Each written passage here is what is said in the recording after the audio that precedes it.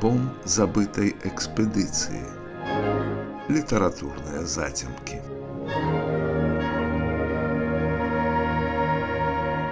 Гэты альбом з таго шэрагу дзівосных праяваў беларускай гісторыі і культуры, пра якія мы кажам, што яны цудам захаваліся на бальшавіцкім папялішчы насуперак пляну маскоўскай улады, паводле якога беларусаў як нацыі сёння ў прынцыпе не павінна быць.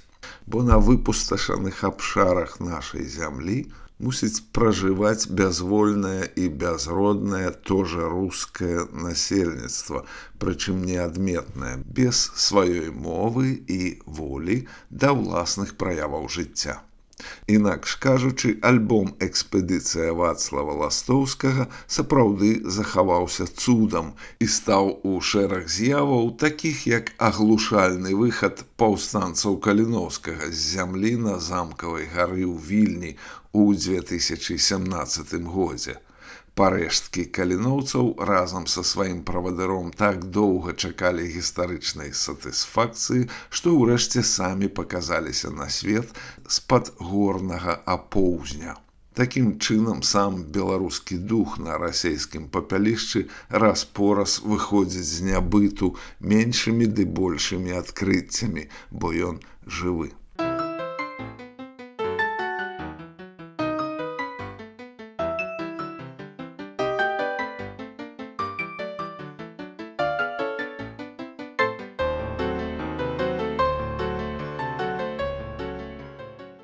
Ластоўскі быў сістэмаўтваральным чалавекам. Да прыкладу, сёння з ім можна параўнаць у Беларусі Алеся Бяляцкага, які за што не браўся, узнікала цэлая павернутая ў будучыню сістэма, як з музеем Максіма Богдановича, ці беларускай каталіцкай грамадой, ці праваабарончым рухам «Вясна». Усё гэта так ці інакш існуе і эфектыўна працуе праз дзесяткі гадоў і сёння, бо стваралася не як установа, а як заснаваная на глыбокіх перакананнях парыванне, вакол якога Бяляцкі аб'ядноўваў адпаведную каманду людзей. Часта падкрэсліваюць, што Ластоўскі не меў сярэдняй адукацыі, што ён фактычна самавук. На маю думку, ён быў старажытнагрэцкім дэміургам беларускага адраджэння, якім кіруе вышняя сіла.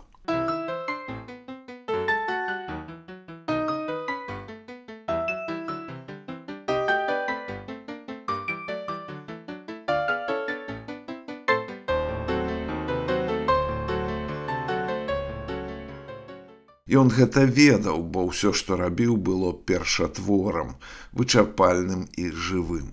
Як першая кароткая гісторыя Беларусі ў 1910 годзе, як знакаміты падручны расейска-крыўскі слоўнік у 1924, які акрамя асноўнага лексычнага масыву уключаў расейска-беларускі слоўнік асабовых імён, слоўнік тэрмінаў арніталагічных і батанічных, а таксама слоўнік беларускай вайсковай тэрміналогіі.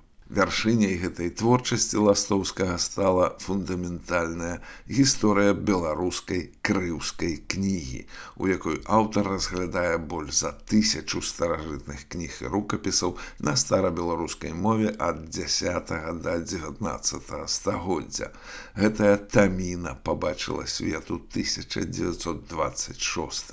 У наступным 1927 годзе Ластоўскі пераязджае ў БССР у Менск, становіцца неадменным сакратаром інбелкульту і акадэмікам, дырэктарам Беларускага дзяржаўнага музею. У 1928 ён выпраўляецца ў экспедыцыю, якая і прадстаўленая ў альбоме, пра які сёння наша гаворка. У 1930 бальшавікі арыштоўваюць яго і высылаюць у глыбіню Расеі. У 1938 Вацлава Ластоўскага расстрэльваюць.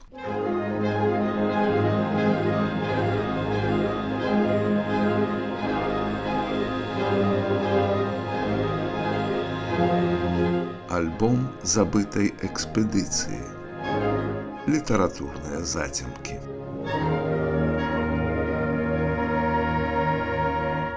Але на гэтым гісторыя не сканчаецца. Да перастройкі Ластоўскі, уся яго творчасць і ўсё, што з ім звязанае, трымаецца ў БССР у забароне. На некалькі гадоў ён усплывае ў публічным полі, але ў 1994 годзе працы на папялішчы беларускай нацыі узнаўляюцца. А ў 2020 тут з новай сілай успыхвае адкрыты агонь. Цяпер Ластоўскага абвінавачваюць у экстрэмізме. І альбом ягонай экспедыцыі 1928 году, як і ўся ягоная творчасць, можа быць выдадзены толькі за мяжой. У гэтым выпадку летась у беларускай бібліятэцы і музеі імя Францішка Скарыны ў Лондоне.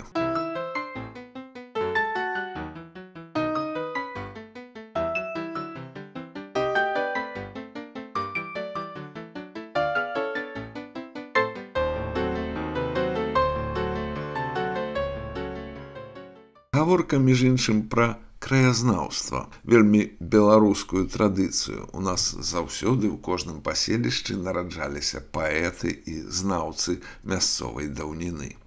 Іх шкоднасць для ўладаў вызначалася вальнадумствам і беларушчынай, бо гэта і былі штуршкі нараджэння беларускай нацыі, якой, на думку маскоўскіх кіраўнікоў, не павінна быць. У тыя пару гадоў, якія Ластоўскаму давялося працаваць у БССР, краязнаўчы рух, аснова самапазнання нацыі, быў пастаўлены на дзяржаўны падмурак. Выдавалася шмат літаратуры.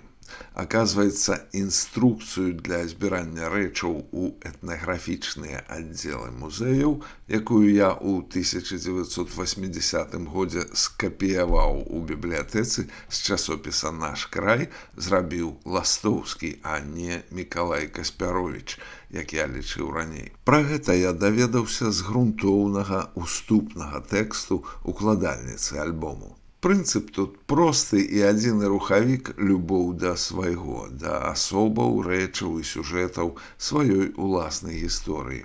І, натуральна, цікаўнасць, уласцівая чалавеку, які задаецца пытаннем, адкуль я ўзяўся, якая ува мне цячэ кроў, што за людзі былі перада мною, з якіх я выйшаў, дзе яны жылі, што па іх засталося.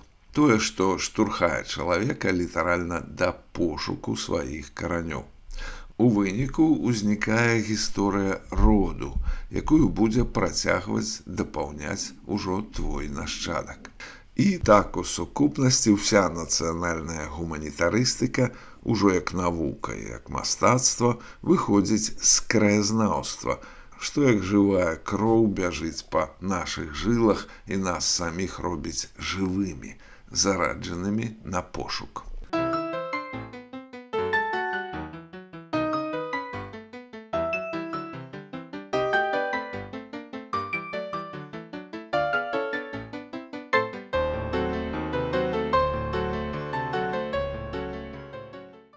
Гэтак пачынаецца і экспедыцыя Вацлава Ластоўскага, падарожжа са Слуцчыны да Мазыршчыны у беларускую глуш. Як сцвярджае укладальніца новага выдання, па гэтым маршруце ніколі не было этнаграфічных экспедыцыяў. Усяго іх было 4. Натуральна, Вацлаў Ластоўскі, кіраўнік экспедыцыі, мастак і фатограф Вугорац Тодар Гальмаджан, меўся выканаць за 500 рублёў ад Савету народных камісараў тагачаснага ўраду 120 мастацкіх замалёвак народных паясоў.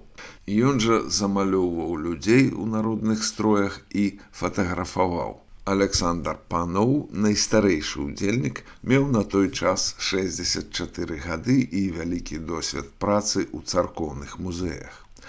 4-я ў экспедыцыі жонка Ластоўскага, Станіслава, якая названая тут своеахвотнай удзельніцай.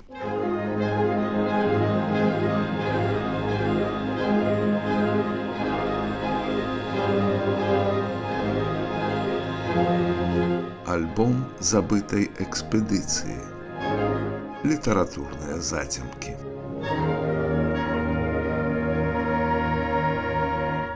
Альбом мае вялікі фармат і складаецца з вялікай колькасці здымкаў.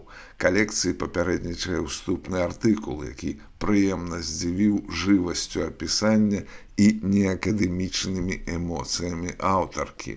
На фота ўражваюць сваёй архітэктурай драўляныя цэрквы 18 стагоддзя, тыя, што 100 гадоў таму былі з уніяцкіх пераведзеныя ў падпарадкаванне новым уладам, расійскай праваслаўнай царкве. Цытую. У зачыненай у 1927 годзе ў Васкрасенскай царкве быў зроблены адзіны ў сваім родзе здымак, на якім можна бачыць вялізную, больш за метр у вышыню брацкую свячу з 5 пудоў воску, умацаваную на разьбяным барочным падсвечніку. Перад ёй стаіць у малітоўнай позе чалавек са свечкай у руках. На сценах вісяць абразы і траецкая зеляніна, кляновыя галінкі з трохі пажухлай лістотай. Выява паказвае, што ў той час храм быў дзейны. Экспедыцыя наведала царкву пасля Тройцы, якая прыпала на 3 чэрвеня. Здымак адлюстроўвае традыцыю слуцкіх рамесных цэхаў, якія ў дзень свайго нябёснага ахоўніка штогод ахвяравалі ў царкву вялікую брацкую свячу. Канец цытаты.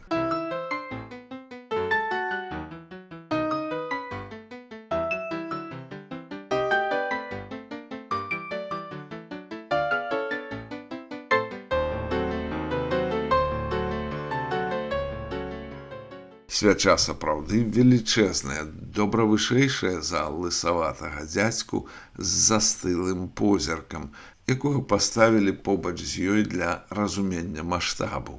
У вачах дзядзькі можна ўбачыць заварожанасць цалкам незразумелай будучыняй ці нават прадчуванне вялікай бяды. Ужо ў 1930-е гады камуністы пачалі знішчаць храмы, а ўжо ў 1941 годзе прыйшла вайна. То бок экспедыцыя Ластоўскага літаральна праскочыла перад самым татальным агнём. І ўсё, што яна зафіксавала і што сапраўдным цудам пазбегла знішчэння, гэта тое, чаго б мы пра Беларусь не ведалі і не даведаліся б ніколі.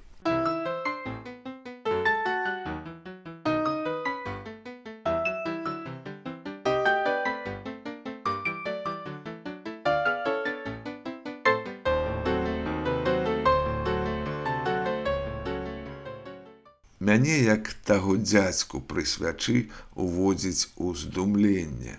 Колькі ж мы не ведаем таго, з чым не адбылося цуду ўратавання на папялішчы. Большасць здабытых экспедыцыяй матэрыялаў унікальныя. Трэба ўлічыць, што для музея куплялі прадметы царкоўных старажытнасцяў, тое, на што прыдаўся Александр Паноў, вялікі знаўца гэтыя справы, і тое, што літаральна пасля экспедыцыі будзе абясцэнена атэістычнай уладай камуністаў. То бок іх літаральна выхапілі з агню. І гаворка не толькі пра рэчы, але і пра многіх людзей на тагачасных здымках, якія апісвае жывое пяро укладальніцы, цытую. Шмат выразных фота жанчын у мясцовых маляўнічых строях было зроблена ў вёсцы Даманавічы. Кідаецца ў вочы прыгажосць жанчын, адбітак якой ляжыць на спакойных тварах і годных постацях. На большасці фотаздымкаў можна заўважыць, што людзі ахвотна і нязмушана пазіруюць, прыязна з усмешкай паглядаючы на гарадскіх гасцей. Фотографу ўдалося зрабіць некалькі па-мастацку выразных жаночых партрэтаў. На інтэр'ерным фотам маладзіцы ў святочнай вопратцы з вышываннем у руках з вёскі Лампекі, якой, здаецца, не больш за 16 гадоў, удала схоплены момант задумення і святло, якое падае на мадэль з адчыненых дзвярэй.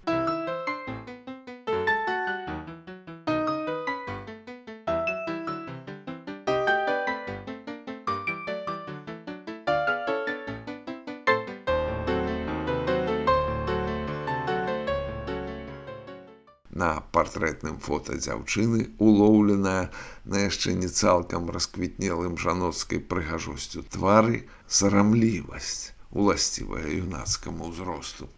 Прываблівае вока дзяўчына ў прыгожым строі з багата аздобленым аплікацыяй гарсетам на групавым фота жанчын вёскі Анісавічы каля ткацкага станка, якое зробленае на двары. Канец цытаты.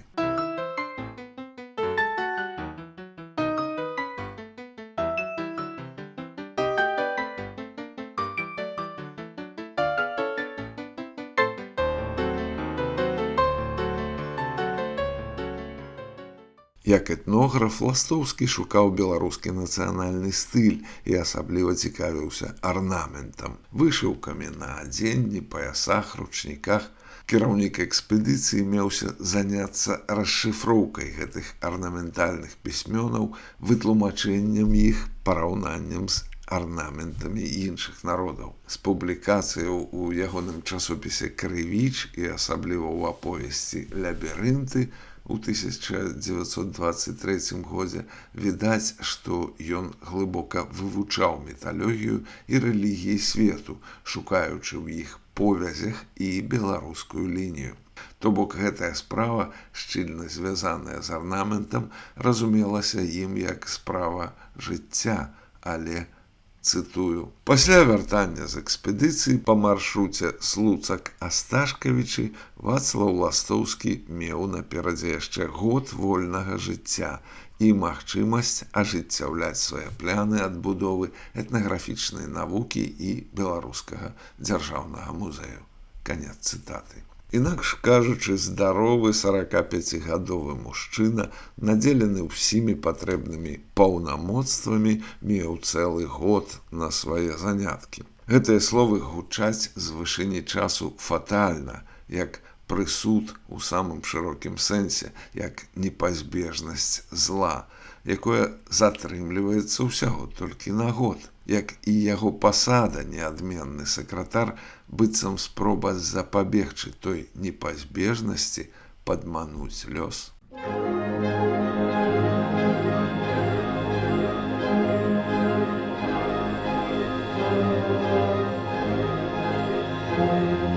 Альбом забытай экспедыцыі. Літаратурныя зацемкі. Вынікі экспедыцыі былі падрабязна апісаныя ў адмысловых працах 1930 году, якія былі канфіскаваныя цэнзурай і знішчаныя. З кім і чым змагаліся камуністы? Са старымі рэчамі, з рэлігіяй ці з краязнаўчым інстынктам чалавека, які такім чынам спазнаваў сябе і сваю нацыю. Гэта ніхто не тлумачыў. У ідэалагічных пасажах тагачаснай прапаганды праўды было не больш, чым у сённяшніх. Не маглі ж яны адкрыта напісаць, што змагаюцца са свабодай і душаць свабоднага чалавека. Цытую.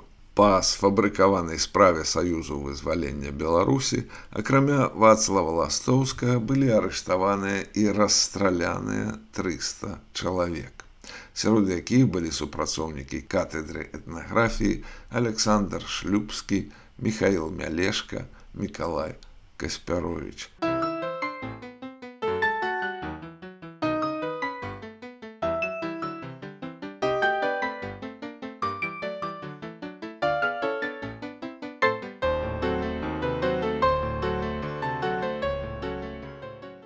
Як жа ва ўсім гэтым татальным знішчэнні здолеў уратавацца альбом экспедыцыі? Ва ўступным да яго выдання артыкуле даецца падрабязнае апісанне гэтай гісторыі. З арыштам Ластоўскага перастаў існаваць і Беларускі дзяржаўны музей. Уся экспазіцыя апынулася ў дрывотніку, недалёка ад музею.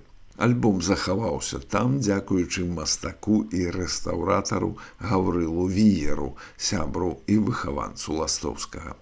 Так яны перажылі ўсе 1930-е гады, часы страшных рэпрэсій да пачатку вайны, калі ў 1941 камуністы масава ўцякалі з Менску. Адпаведна, без іх быў адноўлены музей, і яго дырэктарам стаў Антон Шукілойц.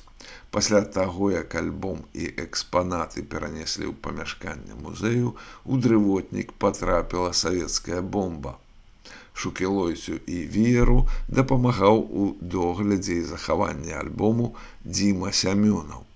Пасля вайны патрапіў у Лондон і альбом экспедыцыі Ластоўскага. Так і хочацца дадаць, якому больш нішто не пагражала.